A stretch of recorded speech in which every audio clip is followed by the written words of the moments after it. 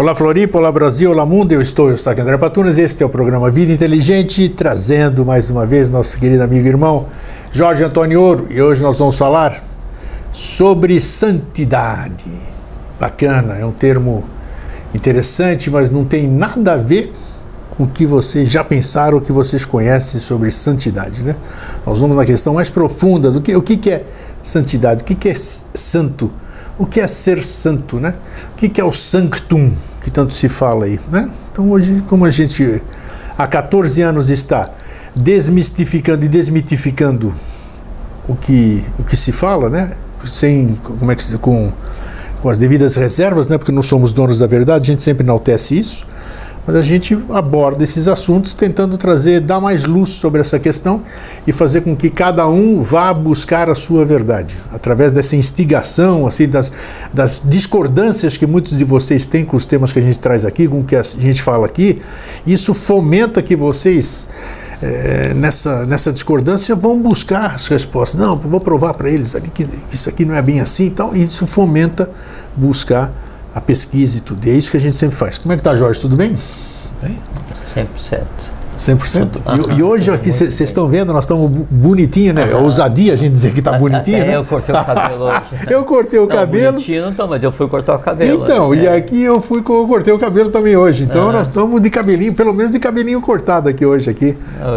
Eu fiquei umas 2 semanas, quase 3 fora, aí voltei, parecia um ermitão. Então, exatamente. Aí a gente começa a falar como é que vai aparecer na para a turma dessa. Agora nós somos, né? Tem que preservar a estética. Isso, pelo menos não assustar o telespectador. É isso. E de resto, tudo beleza? Tudo a vida sendo vida. Então isso que importa, né? Então tá bom. Muito aprendizado. E me diz uma coisa. Santidade. Interessante o que se apresenta, né? Para a gente conversar, santidade. Eu, nas minhas pesquisas aí, nas coisas que eu tenho da Sociedade Brasileira de Obiose e de algumas falas do professor, o professor aborda de uma certa forma que nós vamos abordar hoje aqui a santidade, né? Eu achei interessante, porque quando se apresenta o programa, aí eu falo, mas o que isso tem a ver com o que nós conversamos assim, né? E aí eu vou buscar fontes aí para poder fazer a sinopse, que é essa que vocês receberam aí na sua casa, aí, essa questão, e onde eu consigo muitas vezes exatamente, claro, muitas vezes não, a maioria das vezes no material que eu tenho, no material de estudo, material de pesquisa da SBR, e ali eu vou buscar o respaldo para fazer essa sinopse, e é interessante porque casa tudo. Então tá aí. Com a palavra, senhor Jorge Antônio Ouro. Gostei da mudra, hein? Então, assim, Gregor, tem vários aspectos na questão da santidade, né? Bom, primeiro, assim, nós vamos conversar numa zona assim, limítrofe às crenças de cada um. Claro. Né? Então, como a gente sempre tem feito aqui desde quando a gente começou a conversar, daí o objetivo não é desconstruir a crença de cada um. A gente traz um ponto de vista que pode ser aceito, pode não ser aceito, pode ser levado em consideração, pode ser rechaçado inteiramente. Foi o que eu acabei de dizer, né? Assim, pode nos chamar de bons discípulos, pode nos chamar de charlatões, não importa o que seja. O que importa é que daí a gente está exercendo o direito de verbalizar a nossa opinião a respeito, né? Mas assim, sempre com muito respeito à crença de cada um, né? Porque o importante é que a pessoa tenha um caminho. Qual caminho ela vai estar percorrendo? É uma simbiose, é uma relação direta entre ela enquanto peregrino, né? Você enquanto peregrino, vocês enquanto peregrino, eu enquanto peregrino, e o caminho que eu tenho que percorrer, né? E às vezes o caminho que eu percorro é um caminho que nunca foi trilhado. Eu sou o primeiro e atrás de mim, né? Ou vai se transformar em uma trilha ou a mata vai tomar conta de novo. Exatamente. Né? E depende do que? Do quanto eu consiga daí nas minhas palavras colocar aspectos que possam representar a verdade e que possam ser úteis a quem nos ouve, sem que os destrua, sem que os fira, sem que os ofenda. Por quê? Porque quando você tem uma crença, e aí eu trago um conhecimento que é frontalmente oposto à tua crença, o que se chama de sublimação é uma desconstrução da crença, é uma morte daquela crença no errado, né? A gente conversou que a vidya não é acreditar em algo que não existe, porque é impossível acreditar em algo que não existe. Pelo fato de você acreditar, ele existe, nem que seja só para você. Sim. Assim, tem esses filmes de super-heróis e esses filmes assim dos bruxos mirins, aquelas coisas e tal. Esses personagens, eles existem ou não? Existem vivos, conscientes, ativos com rotina. Por quê? Porque muita gente acredita neles e eles tomaram densidade, né? Então, se uma coisa que não existe, daí alguém por primeiro vai e a cria no astral, assim, ele pega e dá corpo à fantasia. Uma vez que deu corpo à fantasia, já existe. E se eu tenho ciência daquilo, se eu acredito naquilo, eu começo a vitalizar e aquilo toma vida e passa a participar da vida material como outra qualquer. Dentro daquele princípio nenacum vácuum, não existe vazio, né? Sim. Então, por mais estranho que seja a crença de cada um, se eu acredito, se um acredita, existe. Tanto é que assim, se fala em manter viva a memória dos antepassados, né? O manter viva a memória dos antepassados, tem até o culto aos antepassados. Tem, né? claro. É uma religião, né? São. E o que é manter vivo o antepassado? Enquanto você se lembrar ou você citar alguma coisa... Os orientais cultuam muito isso. Lógico, e é uma coisa procedente. Enquanto você se lembrar de alguma coisa do teu tataravô, do teu bisavô, teu trisavô ou quem seja, alguma coisa construtiva, e você se lembrar com carinho daquilo, aquilo permanece tão vivo quanto no dia em que ele fez, que ele construiu. Então, o conceito de eternidade, ele existe e é completamente possível que qualquer pessoa seja eterna, desde que ela jamais seja esquecida. Por exemplo, então tinha Amenófis IV, né, com Aton, né, o amado de Aton, que instituiu o culto solar no Egito, né? Quando veio o sucessor dele, aquele Tutankhamon, né, a primeira coisa que ele fez foi apagar o nome de Kunaton de todos os monumentos do Egito. Por quê? Porque em apagando o nome, era a primeira coisa para desconstruir a obra dele. Então, por isso, quando um povo invadia, ou quando um povo invade, ou quando as religiões Isso invadiam... é lícito ou não? Ilícito. Ilícito, né? Ilícito, lógico. Você pega assim, quando os povos invadiam os outros povos, quando as religiões invadiam outros povos, outras nações, outros continentes, primeira coisa que se fazia, mata os sábios. Segunda coisa que se fazia, esconde os livros de interesse. Sim. Terceira coisa que se fazia, fogo nos livros. Né? Em queimando, né, a tradição, né, você queima o passado daquele povo. E hoje isso é colocado em prática. Você pega assim, algumas zonas de beligerância, de guerra. Exatamente, no mundo. me veio claro isso aqui Então agora. Assim, você pega lugares santos. Os monumentos milenares, tudo isso aqui. Santos, Claro. do assunto de lugares. O que é lugar santo? Lugar onde a lei foi professada. Sim, né? claro. Então, seres de altíssima estirpe, altíssima hierarquia, né? A partir dali, assim, irradiaram o bem para o mundo. E os lugares hoje, então, que fisicamente mantêm a memória, né? O ente mineral, ele mantém a memória do que ali acontece, né?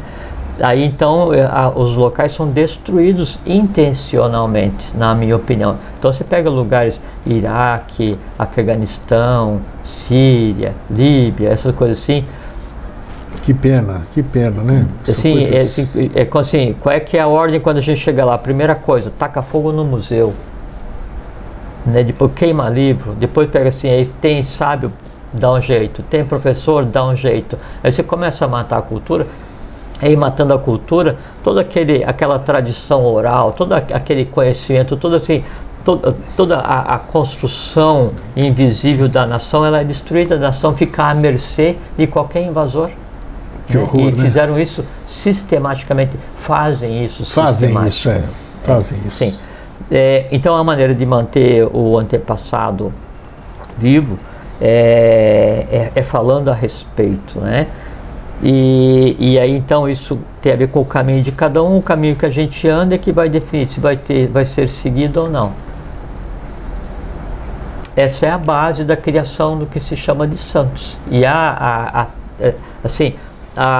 3 tipos de santos, dá para a gente dividir. O primeiro é o homem santo, que é aquele que daí ele é um homem comum e os atos dele o levam a ser visto como um santo. E a gente vamos comentar já todas as vertentes. Depois vamos falar sobre a palavra em si. O que é? Sim, só vou falar o segundo e terceiro tipo, né? O segundo tipo seria aquele que realmente tem uma origem diferente, né?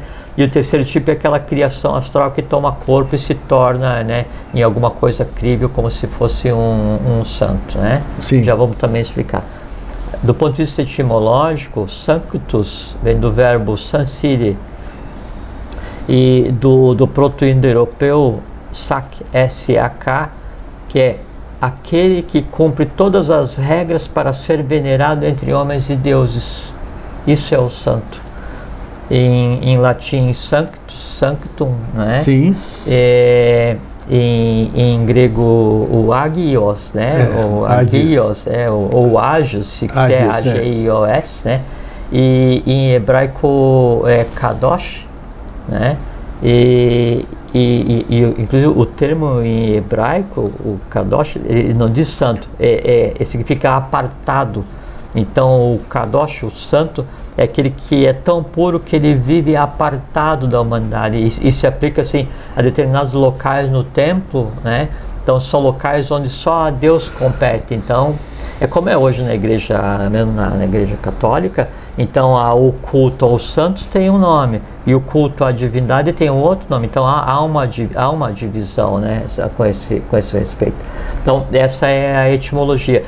O conceito de santo, de pessoas santas, ele existiu e existe em todas as tradições. Então, né, na igreja, no catolicismo tem, não é?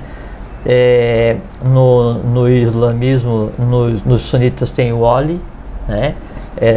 W-A-L, que é o conceituado como santo. No Tibete você tem os lamas. Eu falei no islamismo sunita, né, tem Sim. o Wali. No Tibete você tem os lamas. Depois no hinduísmo você tem os sadhus ou shadus, né? Até tem um livro de Blavatsky, No País das Montanhas Azuis. Isso. Ela fala dos sadhus, naujorpas, né? E do pessoal mais da mão esquerda. Então todas as tradições sempre tiveram. Inclusive tinha um período em que cada família de Famos, né? O Famos não é a família consanguínea, que esse era o genus. Família era o dono da casa, a mulher, os filhos e os empregados. Sobre isso. Então cada família tinha um Deus protetor, né? Que era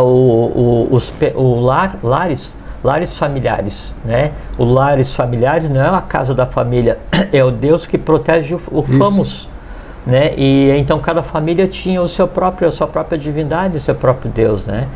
E também tinha derivado da cultura etrusca, os penates, né? Que eram os lares e os penates, os deuses, né? E aí tinha os deuses das casas, os deuses dos lugares públicos, os deuses militares, então os deuses dos cruzamentos. Então já desde essa época existiam os deuses de encruzilhada, como daí outras crenças ainda professam, né?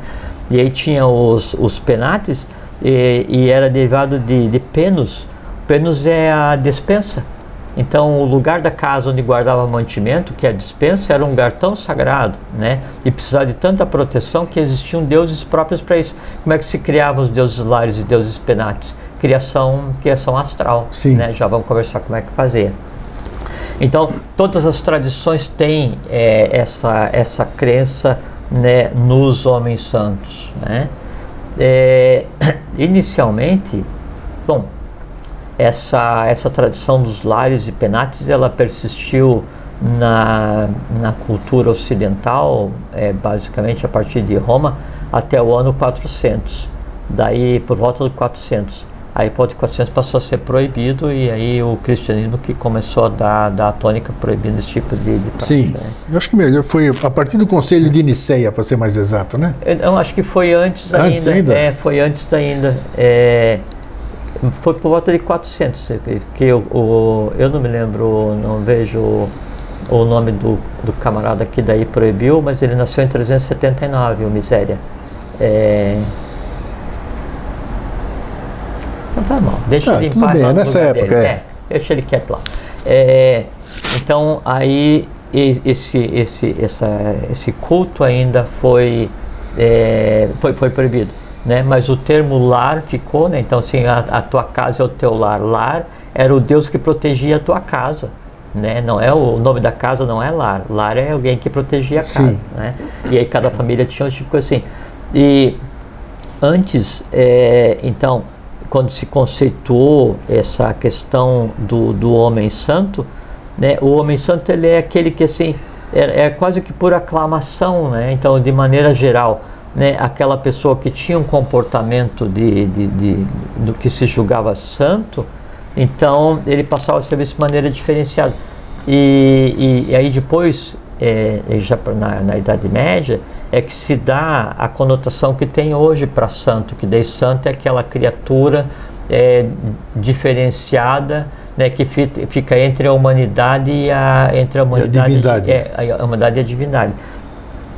Inclusive o termo que usa daí na igreja para definir a santificação, que é canonização, né? Isso. O cânon, né? O cânone é medida, né? Então um cânone é um conjunto de regras. E aí usava o termo canonizar, e usa o termo canonizar, porque daí aquele que é considerado como santo, ele deve servir como padrão, como medida para o comportamento dos seres humanos, das demais pessoas. Por isso que usa o termo canonizar.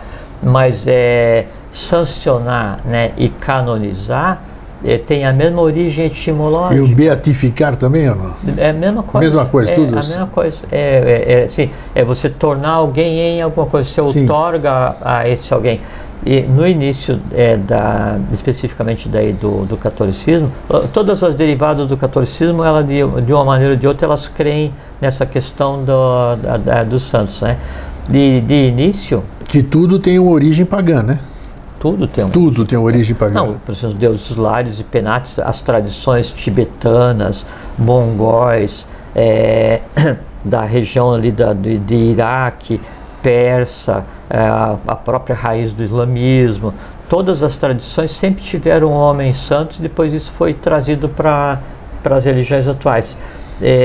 De início na Igreja Católica, ou no Ocidente, na Igreja, quando estava se consolidando o chamado cristianismo, os santos eram os mártires. Tanto é que, assim, a pessoa que defendeu a religião e foi martirizada, ela é convertida em santo. Isso, vira santo, exatamente. Então, o culto no início das religiões, eram aos mártires. Quem é o mártir? É aquele que morre pregando a religião ou defendendo a religião, né? Se isso torna um santo ou não, no meu caso, aí vai da crença de cada um, né? Depois é que então se evoluiu, ou se fez adaptações aí à cultura ocidental, para daí considerar como santo aquele que tenha feito milagre. Isso, alguma coisa fora do padrão. Sim. Então essa é a origem, né, da questão o que se entende como santo. São aqueles seres que são diferenciados, são elevados à categoria. Agora, quem que considera, quem que outorga a santidade? Isso aqui é aí que eu queria tocar, exatamente nisso. Você deu um intervalo perfeito. Para mim, no meu ponto de vista, santidade ou unção, essas coisas todas, ungido, é um estado de ser, né? Um estado de ser. Então, quer dizer, eu posso amanhã virar um santo. Você pode virar um santo amanhã, na minha concepção. De repente a gente se transforma, entra no padrão, ou ou entra como é que se diz, em simbiose com o universo, com tudo isso que a gente fala e que a gente... Então, e você realmente passa a ser um ser diferenciado. Porque você, você tem controle sobre tudo. Você... É bem a segunda parte da conversa. Então, ótimo. Então, estamos no caminho certo. Mas você falou perfeitamente. Então, eu coloquei por primeiro o que as pessoas consideram de maneira geral como santo. Isso. É aquele que então tem um comportamento diferente aos olhos dos demais. É quase que assim, há uma aclamação, né, que o grego ele ajudou muita gente durante a vida inteira. Então, né, e daí, ele tem que se transformar em santo. Em santo, né? Então assim, quase se fosse a aclamação popular que define o que é santo ou não. E aí vai ser feito um estudo. Então daí qual é o milagre, né? Pô, eu pedi pro grego que eu precisava ganhar 32 vezes na loteria e ele me atendeu, eu ganhei 33 vezes, então tal. E qual é o outro? Então deu 3 milagres, ele faz estudo tal, então é oficialmente considerado como um santo. Esse é um processo, né? Que assim, que uma aclamação e um terceiro outorga para alguém o status de santo e ele vai passar a ser venerado ou admirado, né, ou receber orações por parte das pessoas. Coisa bem humana, né? Bem humana. O inconveniente daí na questão do santo é que seria assim, então vamos supor que a pessoa dedicou a vida inteira mesmo à humanidade, né? E aí daí agora quando ele cumpriu o papel dele, ele passa a ser objeto de adoração, eu não sei. Pior, né? De pedido, né? Exato, exatamente. Então daí, ao invés de deixar a criatura descansar, se puxa, olha, eu tô aqui com dor no tornozelo, se, puxa, eu preciso ganhar um dinheiro aí, olha, pede lá para Deus. E os santos são colocados como intermediários, né? De maneira geral, como intercessores, né? Assim, é como se fosse carteiro, assim. O carteiro, exatamente. Eu escrevo, você entrega lá. O sedex do invisível, né? Assim, como eu não consigo gritar ou falar tão alto que Deus me escute, né? Então, o meu santo, meu anjo da guarda, você pega esse negócio aqui, leva lá para Deus e avisa que o negócio está urgente, eu preciso de uma ajuda. É contrário à própria... É uma coisa assim interessante porque o amor, ou a devoção, ou a crença que levou um grupo de pessoas a definir alguém como santo, a partir do momento que é definido como santo, parece que aquilo deixa de existir e toda aquela admiração que ele enlevo é substituído por pedidos, né? E geralmente assim, eu vou rezar para o meu santo protetor para que ele faça o meu time ganhar do teu. Só que daí você acredita no mesmo que eu. Daí você pede para o teu time ganhar do meu e eu peço para o meu time ganhar do teu. Daí chega na mão do santo lá o pedido, mas será que eu atendo o Jorge ou o Grego? Sabe o que eu vou fazer? Eu vou fazer o seguinte, não vou atender nenhum dos dois, vou deixar pelo livre-arbítrio aí dos jogadores e que for menos incompetente faz lá o negócio de chutar a bola lá para a trave, lá pro... Como é que é? Pro gol. Pro gol, então fica essa coisa assim, um jogo muito estranho, assim, uma relação muito estranha entre daí o humano e o invisível, e o invisível criado pelo próprio humano, né? Porque o humano é que outorga a alguém o status de santo para poder pedir proteção para esse alguém, né? E não é bem assim que a coisa funciona, né? Eu já vou tentar explicar como funciona. E você já disse aqui, sem interrompendo, você já disse aqui uma vez, eu estou relembrando o meu público telespectador, que quem está do lado de lá, você falou, né? Quem está do lado de lá, não sou eu que estou falando, foi o que o Jorge falou, não tem condição de saber nada além do que já sabe e nem de fazer nada além do que podia fazer, né? Então, certo? Então acho que vale isso aqui, porque quando você pede intercessão, como o Jorge falou aqui, nós estamos indo nada contra religião nenhuma. E até eu vou explicar mais adiante que os santos, eles realmente existem e realmente agem, só que não das pessoas como exato, é isso que eu quero chamar a atenção. Chamar a atenção porque se eles não podem fazer nada, segundo Jorge Antônio Ouro, depois que passam por lá de lá, né? Então como é que eles poderiam interceder por alguém como mensageiros, né, não teria lógica. Então nós estamos aqui... Vamos pegar um exemplo, então tem... e aí um exemplo de como a coisa funciona, né? A questão é que, mesmo para conversar, e daí já não com o santo pessoa, né? Mas aí aquela pessoa que foi tornada em santo, ela seguiu o caminho dela e ela, assim, já não houve mais. Só que daí o que ficou para trás é a crença de todos nela. Sim. Então é como se fosse assim, eu falo assim, ó, eu vou... Então você pode realmente dar poder a uma imagem. Eu vou atravessar essa floresta aqui, né? E aí eu digo assim, olha, eu vou, mas eu vou deixar aberto para vocês, né? Aí então ninguém atravessa a floresta, e aqui na entrada da floresta, então começam a me admirar, porque eu já atravessei.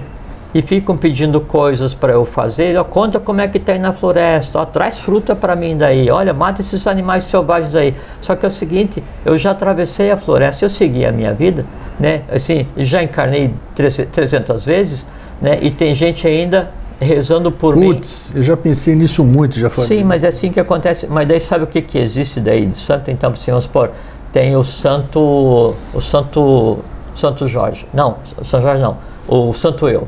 Né? E aí, tá, eu morri, né? E aí, mas olha, alegremente eu vou seguir o meu caminho sem nem olhar para trás um segundo, ansiosamente, né? E aí, então tem duas almas penais assim, puxa, mas o Jorge e tal é um cara bom, vamos aqui rezar para ele, vamos aqui pedir coisa para ele, vamos incensar ele, vamos acender uma vela para ele e tal, isso. Né?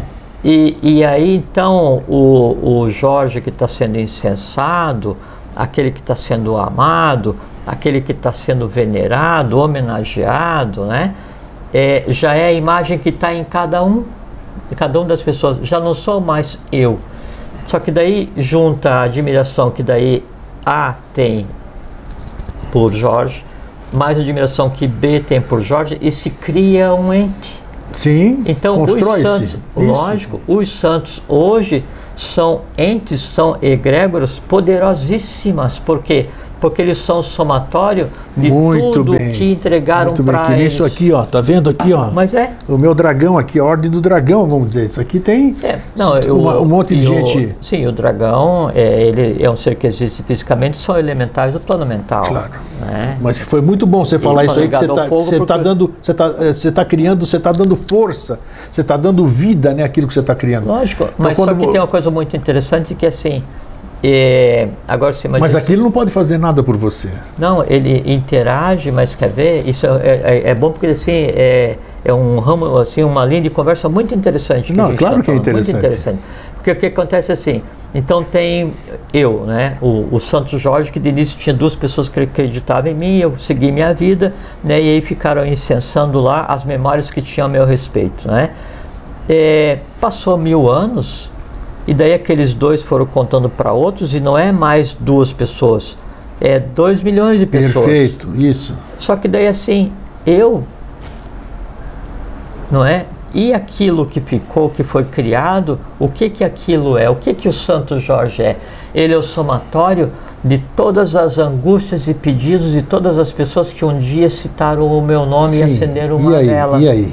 É um egrégora poderosíssimo. Só que é o seguinte, todo egrégora, todo santo, todo ser criado, né, mentalmente, astralmente, vitalmente, né, por quem tem direito e quem tem poder, e quem tem direito e quem tem poder para criar seres no invisível são os seres humanos, a humanidade viva, né, ele só consegue retribuir, só consegue dar aquilo que ele tem. Ninguém dá o que não tem. Sim. O que tem naquele santo cultuado durante tantos séculos? O somatório de todas as angústias, pedidos, dores e amores não atendidos. Aí você pede para o santo, o teu código de linguagem é desconhecido para aquele ente, e o ente existe, e esse é um ponto muito importante. Então, os santos das crenças de todas as religiões existem? Existem, por quê? Porque uma vez que alguém acredita, ele passa a existir. Sim, se muitos acreditam, sim, ele já existe. falamos muito sobre então, isso. Então tem a santa que é a padroeira do Brasil. Sim. Não é? O país inteiro é devoto, né, desse ente poderosíssimo. Não é? E aí ele tem milhões de pedidos, milhões de súplicas, milhões de angústias, e também aquele sentimento bom de devoção. Esse sentimento bom de devoção que é dado ao santo, se aquele que vai conversar com o santo ele encontra o código de linguagem, como se fosse um elemental. Se você encontra o código de linguagem, aí acontece. Aí a pessoa pensa assim, puxa, mas daí foi o santo que atendeu o meu pedido, isso é um santo milagreiro?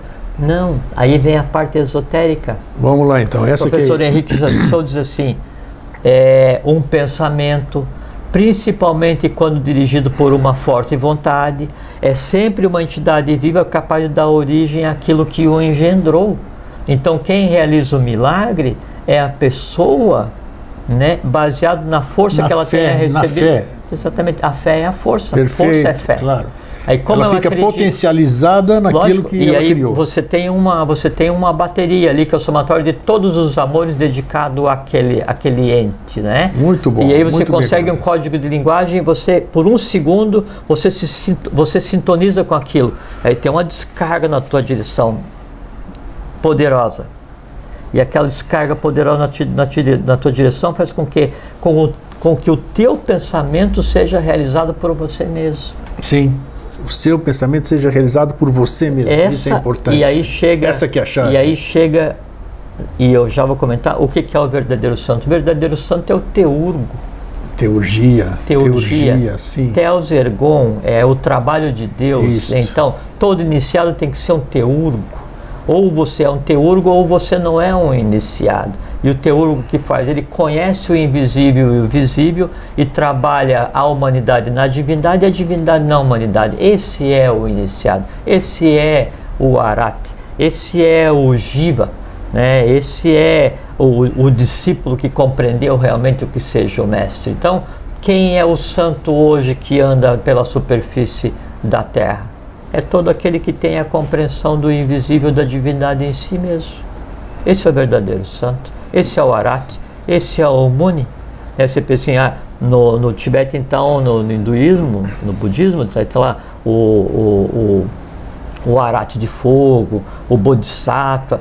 Sim, mas daí é uma outra categoria de seres que são engendrados e nascidos para isso, né? A gente está falando aqui agora dos santos humanos e santos gerados por humanos, santos exatamente. Que humanos foram, que é aquele que fica naquele intermediário, aquele meio termo entre humano e divino. E aí uma outra forma, né, de se chegar nisso, e daí todo teurgo vai chegar de uma maneira imediata ou não, mas tem que chegar, porque senão ele não é um teurgo, é aquilo que você citou de início, né? O que é o santo? O santos é o Crestos, é o cristificado, é aquele que daí fez o que então? De uma maneira muito simples, ele tornou harmônico todo o sistema glandular e ele é o santo, ele é a pureza em pessoa, ele é a divindade em pessoa andando entre os homens. De que maneira? Ele é um ser pacífico, harmônico, puro, equilibrado, dele só sai o bem, o bom e o belo. Ele é a paz andando, ele é a felicidade andando, ele é a pureza andando. Isso é o verdadeiro santo, tanto para os homens quanto para os deuses. Mas ninguém delega para ninguém condição nenhuma, né? Não existe, não tem código de linguagem. Para lembrar bem. A gente conversa de vez em quando sobre a questão assim, é possível eu conversar com um dragão, comandar um dragão, cavalgar um dragão? Óbvio que sim, óbvio que sim. Só que é o seguinte, todo ente que existe no universo, ele tem um código de linguagem. Sim. Né? Eu não posso pedir para você, grego, me alcance a caneca, se eu não tiver um código de linguagem contigo. Se não for uma linguagem traduzível, que seja uma linguagem simbólica, né? Aí vai acontecer, quando eu consigo estabelecer um código de linguagem com uma força universal, uma força cósmica, uma força invisível qualquer, aí a coisa acontece na matéria, né? Essa é a relação entre a humanidade e os santos. Então, os santos que as religiões criam ou criaram, né, eles existem. Mesmo que a pessoa, tipo assim, ele foi um soldado que lutou para proteger tal religião e ele é um santo. Não, ele é um soldado que foi e matou pra caramba. Você pode acreditar que ele é um santo, mas ele, enquanto pessoa, matou pra caramba e vai ter que pagar todas as mortes pra caramba que ele fez. Mas eu considero ele um santo. Não, aí é o seguinte, o santo é a imagem que você faz dele, né? Então o que é o santo é aquilo que você criou dele. Ele em si está acertando as contas com qualquer um de nós, não é? A parte que eu criei dele e o somatório, todos que também acreditam que ele, mesmo sendo um soldado, ele é um santo, não é? Então, isso que foi criado é que vai interagir com a humanidade. Agora, imagina se assim, se os santos criados pela humanidade, eles nunca recebessem nenhum pedido, eles recebessem só amor mesmo. Tipo assim, olha, você plantou 1 milhão de árvores e você morreu, então para mim você é um santo. Então todos os dias digo assim, ó, abençoado seja você que plantou 1 milhão de árvores, mas eu nunca pedi para ele, olha, já que eu te abençoo todos os dias e você plantou 1 milhão de árvores, dá para você fazer a minha plantação florescer ou crescer mais esse ano? Daí eu não tô, sabe, eu não tô dando nem para o próprio santo, eu tô pedindo, sabe? E toda vez que você começa a pedir coisa para alguém, não funciona. Por quê? Porque o universo não funciona dessa maneira, né? Assim, não tem vazio entre, vamos por assim, a gente está aqui e o santo está em determinado lugar. O que me separa do santo? Matéria. E a matéria que vai propagar um código de linguagem, um comando, uma ação, uma miríade de seres vivendo nessa matéria que separa uma matéria de outra, né? E como é que eu faço? Como é que eu movo? Como é que eu...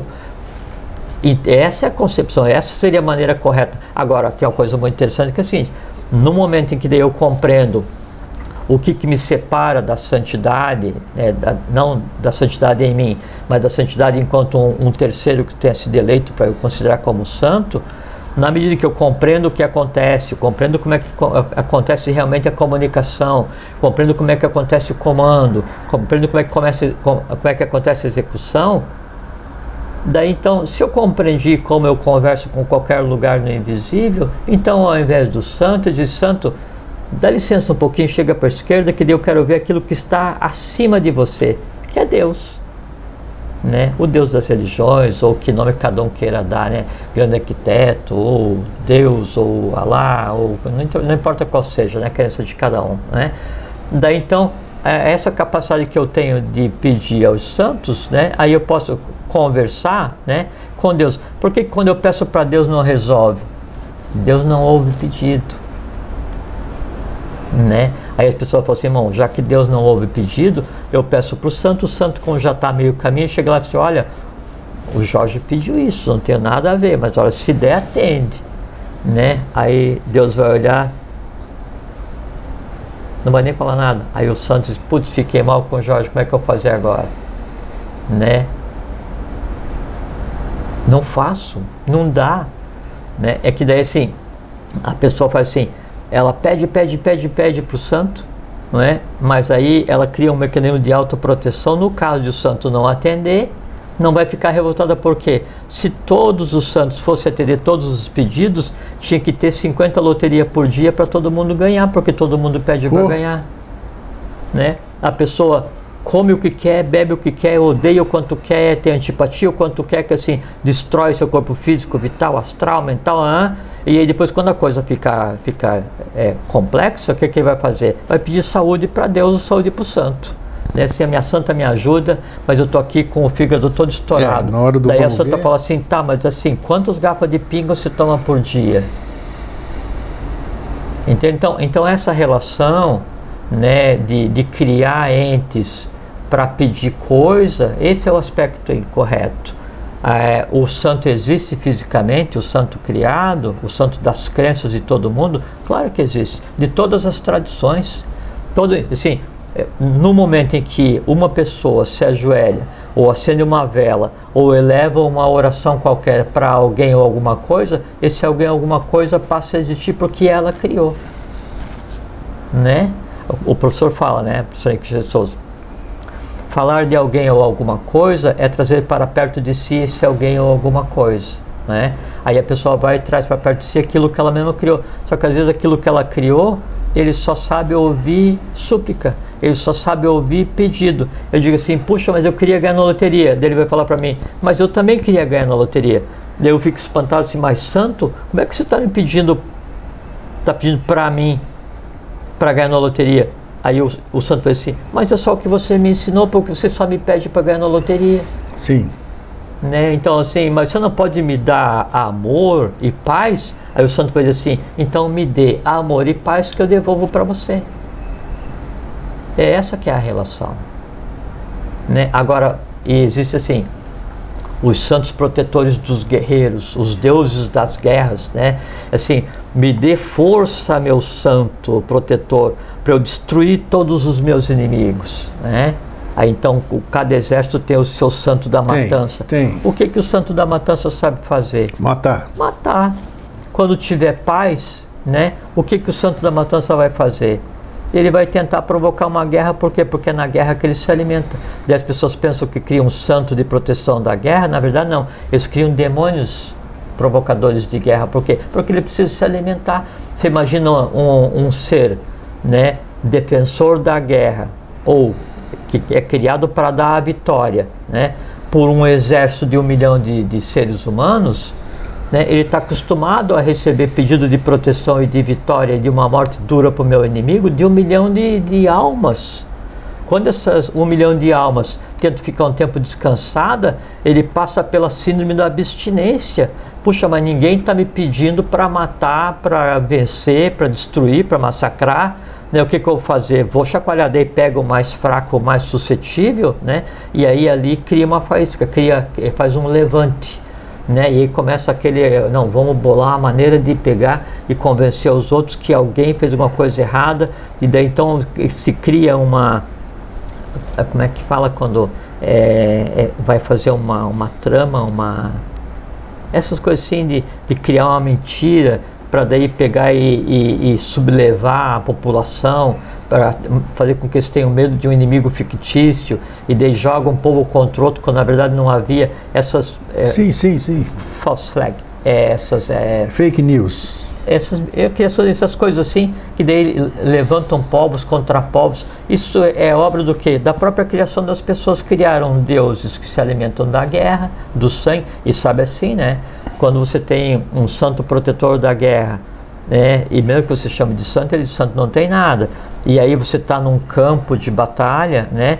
A cada gota de sangue que é derramada, aquilo sobe, né, um etérico, né, uma energia, né, que aquilo alimenta como se fosse um gigantesco vampiro se alimentando daquele sangue com todo. certeza. E aí, o que essa grande egrégora do mal que se alimenta do sangue da guerra vai fazer? Vai torcer para que haja guerra, porque... E aí então houve uma guerra aqui, uma guerra ali, se une, de repente você tem o Deus da guerra convulsionando o mundo inteiro. E aí qual é o Deus, qual é os santos que vão fazer frente aos deuses da guerra? Não tem nenhum santo forte e poderoso o suficiente, sabe por quê? Porque todos os outros têm em si só pedido e súplica e desejo. Né? Se houvesse um que representa o bem, o bom e o belo, criado pela humanidade ao longo dos milênios, né? E que nunca tinha sido pedido nada, e todos só descem, né? Tipo assim, eu desejo a paz para a humanidade, eu desejo o bem, eu desejo a saúde, a longevidade, a felicidade, a harmonia, né? Caminhadas profícuas para todos os seres e tal. Então, os desejos em conjunto vão criar o quê?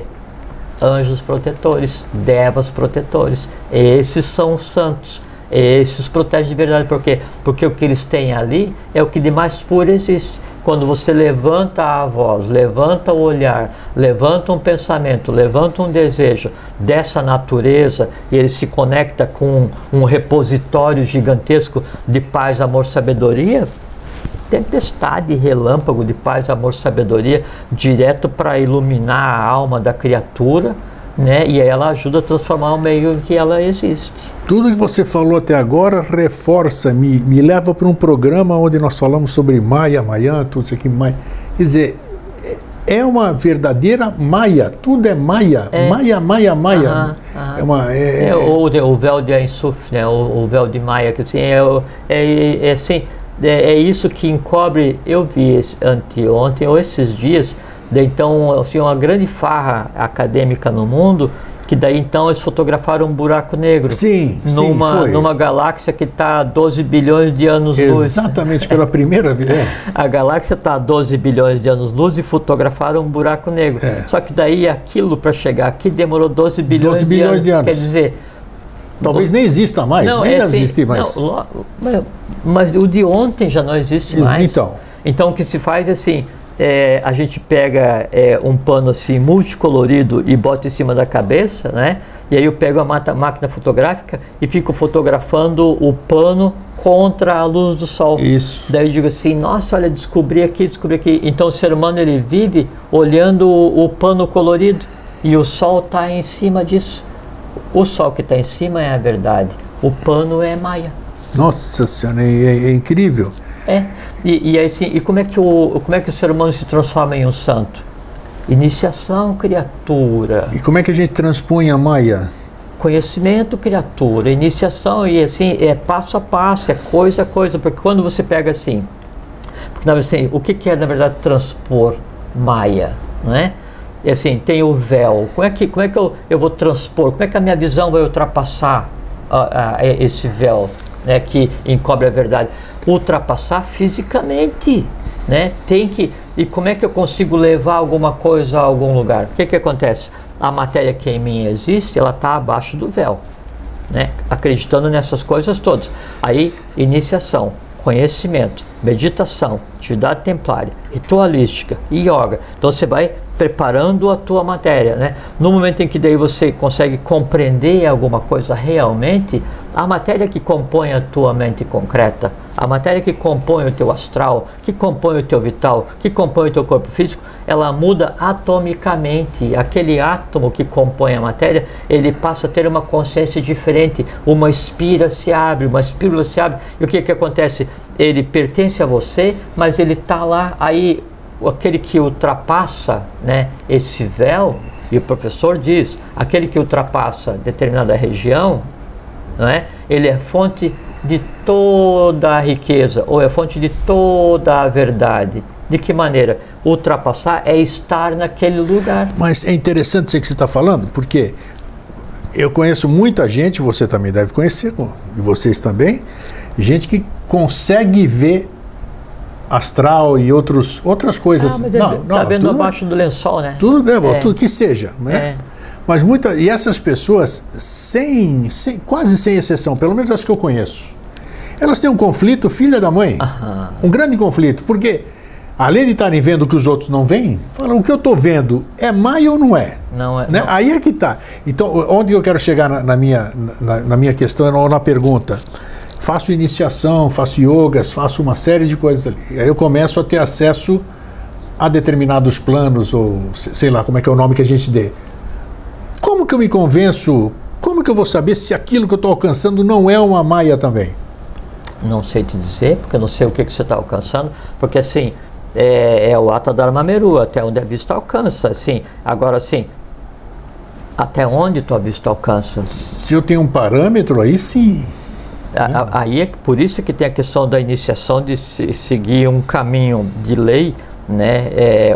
Um conhecimento que seja um aspecto da verdade, que daí ele te dá a possibilidade de compreender esse mundo. Porque senão assim, aí eu vou fazer uma viagem astral, né? Você vai passear abaixo do lençol. É como assim, tem o sol na rua, você está dentro do teu quarto. Mas não deixa de ser uma realidade, entre aspas. Claro, é uma realidade. Não, mas né? Tô no astral, é o real. Mas é que Maia e é totalmente diferente disso aqui. Maia é realidade por quê? Porque Maia existe fisicamente enquanto matéria. Sim. Lembra que a gente conversou sobre Vidya e Avidya? Isso. Vidya é conhecimento, Avidya é ignorância. Ignorância não é você acreditar em nada, não é você desconhecer. Ignorância é você acreditar em uma coisa que não seja a coisa real. Só que para acreditar na coisa real, a coisa que não seja real, ela tem que passar a existir. Você tem que construir a ignorância para passar a acreditar nela. Claro. Né? Então, se você anda no astral, né, e vê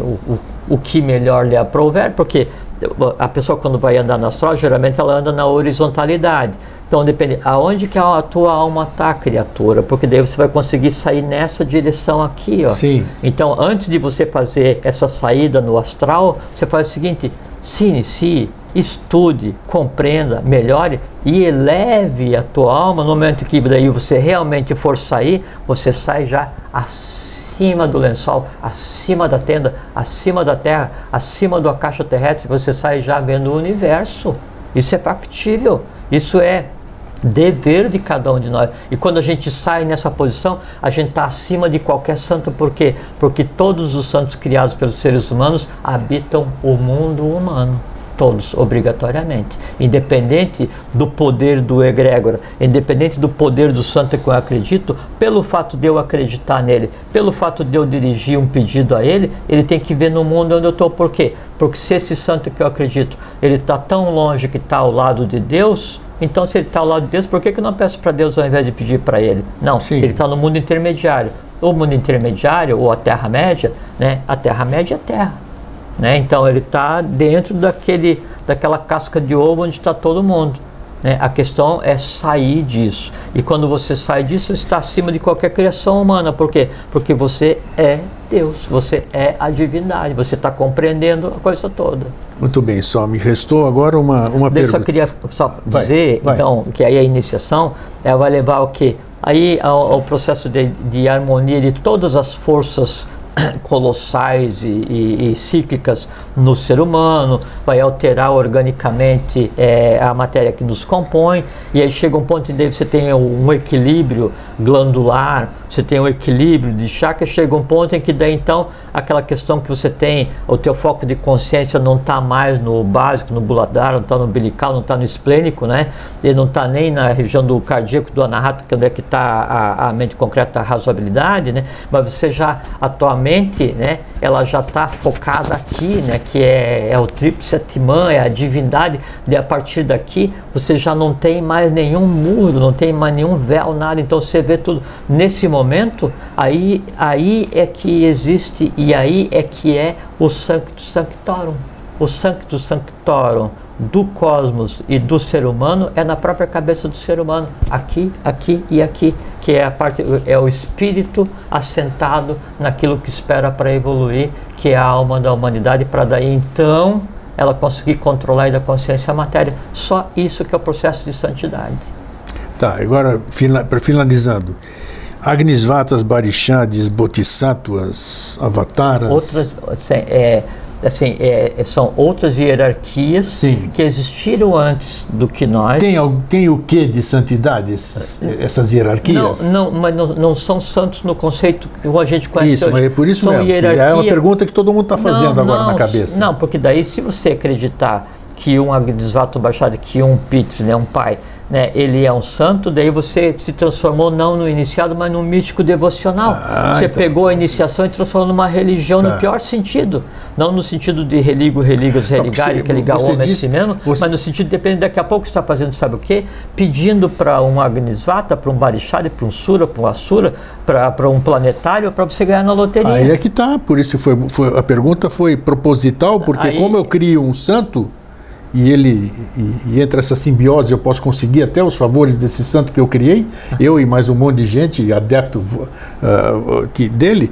Então, exatamente isso. Esses seres, então não adianta você ficar invocando esses seres achando, então não vou parar de santo X para começar. Mas é diferente assim, quando você, os santos geralmente eles são assim, repositórios de pedidos, né? Isso, na maioria das vezes sim, eles têm que atender algum pedido. Todo mundo pede alguma coisa, nem que seja assim, ou agradece eu não quero nada para mim, mas eu quero proteção para o meu filho. Isso, exatamente, acabou de pedir, não quero nada para mim, mas eu quero que todos tenham alimento. Eu acabei de pedir. Pediu. De uma maneira, né? É diferente quando daí você, em um processo teúrgico, você invoca um poder, um nome de uma potestade cósmica para quê? Para que ela, então, naquele momento, transforme aquilo que você graciosamente quer dar para a humanidade. E o que você quer dar? Paz, amor, sabedoria, felicidade e harmonia. Então, mas pela história, a gente estudando a história, todos os bodhisattvas, avataras que passaram por aqui, eles foram implorados, eles curaram, eles pediram uma série de coisas para eles. E isso atrapalhou o trabalho que eles tinham que fazer. Lógico, então porque é essa a questão.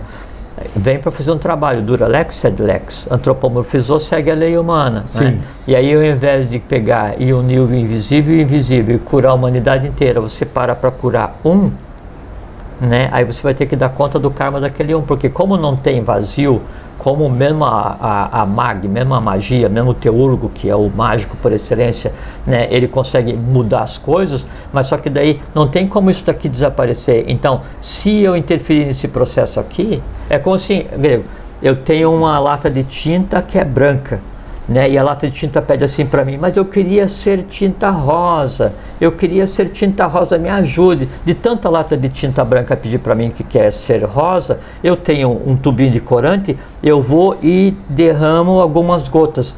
Daí a lata de tinta fala assim, ah, muito obrigado, só que é o seguinte, como é que eu vou mexer para ficar rosa? Porque agora eu sou só um branco com um pingo com um pingo de pigmento, né? Daí o que eu vou fazer? Puxa, mas eu vou ter que ajudar essa criatura, né? E aí eu penso assim, não, mas não, porque você tem que pigmentar, né? É a própria fábrica para que todas as tintas saiam rosas, não é essa lata, uma lata só. Não, mas eu vou ter que ajudar. Como não tem nada para mexer, o que eu vou fazer? Eu meto a mão na lata e mexo pra caramba para deixar rosa. Sim. Eu saio, tá rosa, mas a minha mão tá pintada. Karma, o dela agora é meu. Essa que é a relação, percebe? E é essa que é a relação entre... Quando eu peço alguma coisa para o santo, naquele mesmo lugar estão chegando todas as súplicas de dezenas de milhões de pessoas. Muita gente. E aí às vezes a pessoa ela vai se conectar com um lugar, com uma... Vamos supor que daí o lugar que a gente pede, o santo fosse uma grande sala com uma acústica perfeita.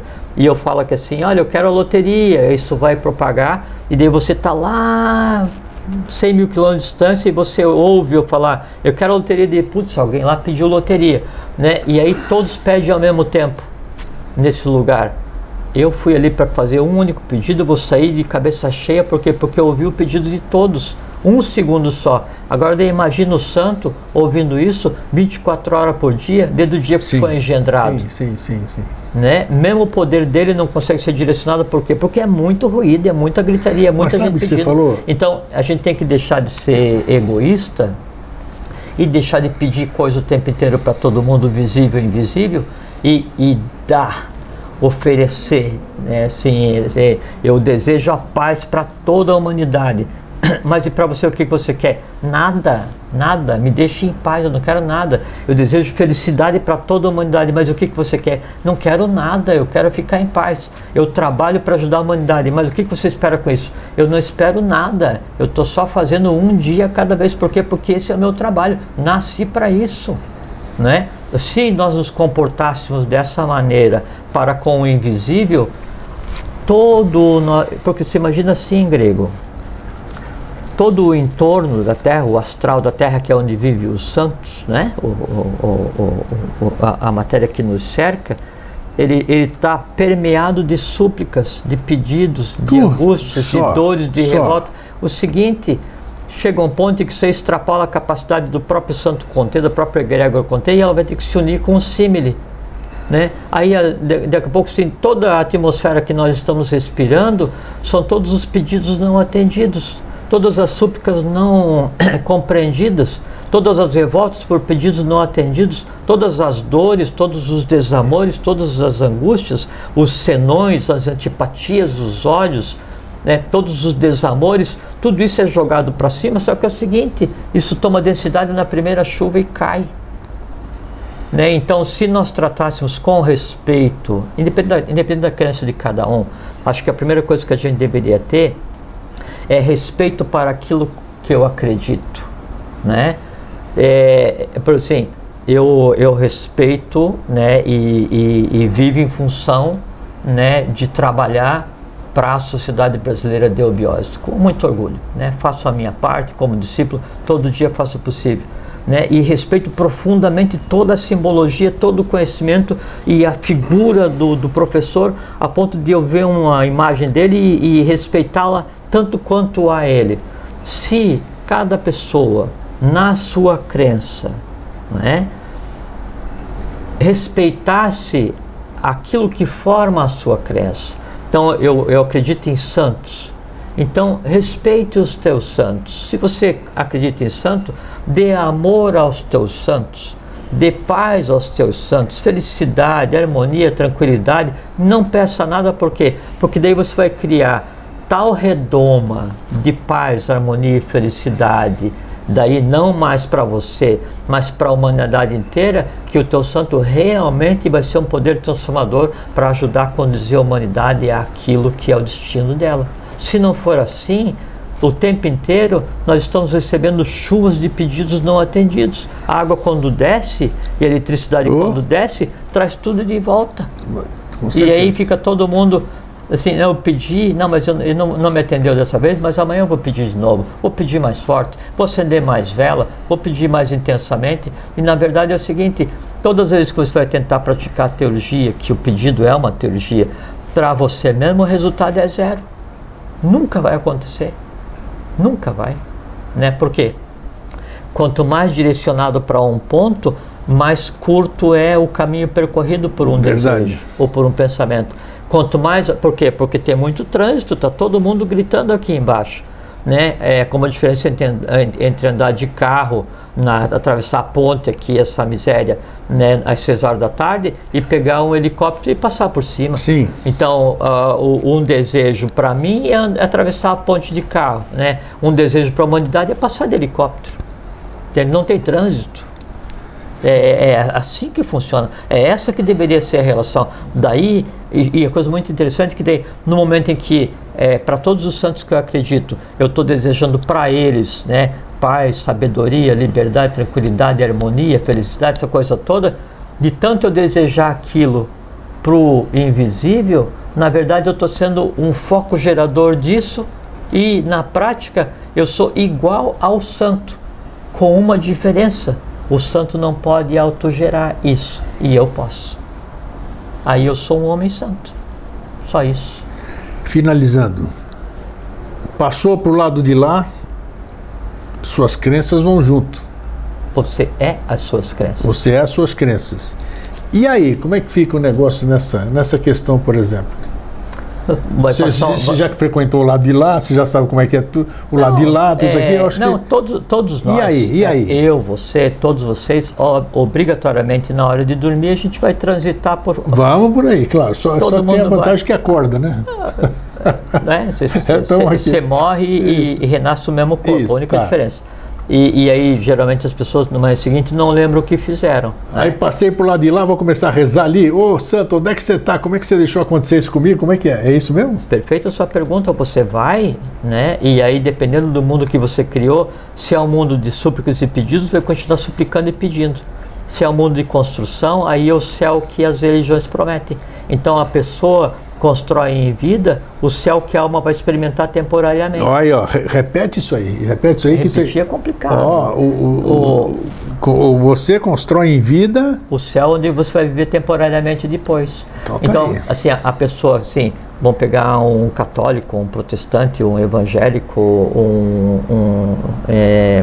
um seguidor do Islã, um judeu, um grego ortodoxo, acredita na sua religião, acredita no seu Deus, ou um maçom que acredita no Gadu, não interessa qualquer um, né?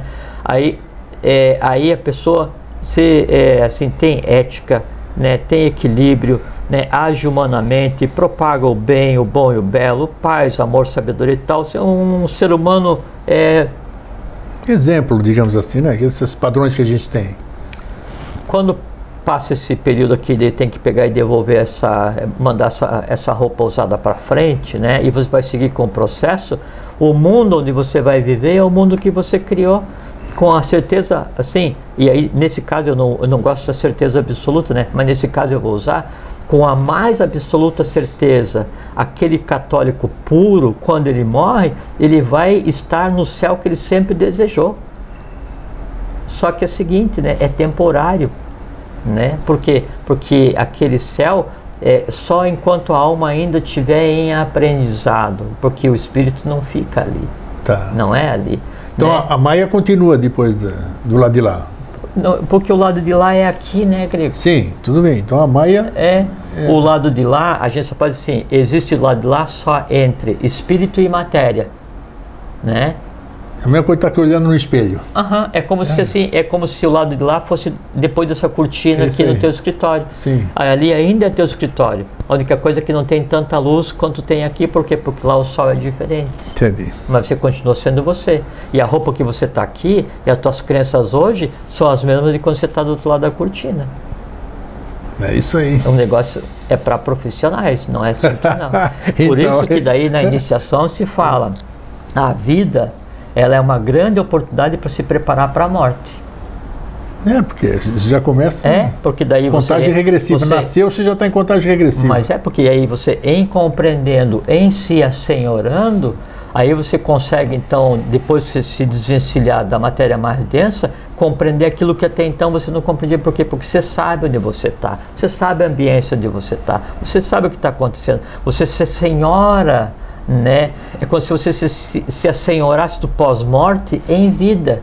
E quando você faz isso, você mistura morte e vida. Aí você passa a ser o que a gente conceitou como imperecível. Olha, tá vendo? Acima de qualquer santo. Tudo questão de consciência, adquirir consciência.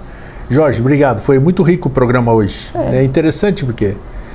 Eu que agradeço a oportunidade e é o que eu desejo, que cada um continue acreditando firmemente nos seus santos, nas suas crenças, mas respeitando e contribuindo para que eles sejam melhores, não só pedindo, mas oferecendo, contribuindo para que eles cresçam enquanto seres viventes nessa grande orquestra universal, para que eles também cumprem os seus papéis. Eu achei muito, se você assistir o programa umas 2, 3 vezes assim, hoje, não subestimando ninguém, mas tem muita informação que escapa muitas vezes nesse papo que nós estamos tendo aqui, e é necessário a gente rever, né?